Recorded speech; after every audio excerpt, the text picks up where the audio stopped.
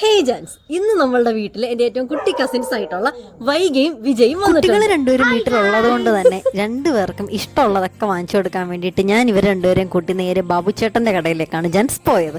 പോകുന്ന വഴിക്ക് ഒരു കുട്ടി പൂച്ച അവിടെ കിടപ്പുണ്ടായിരുന്നു. അപ്പോൾ ഡോൾബി അതിനെ പിടിച്ച് കടിക്കാതിരിക്കാൻ വേണ്ടിയിട്ട് ഞാൻ വൈകിയെടുത്ത് പറയുവരുത്ത് പൊക്കി പിടിച്ചുകൊണ്ട് നിന്നോ.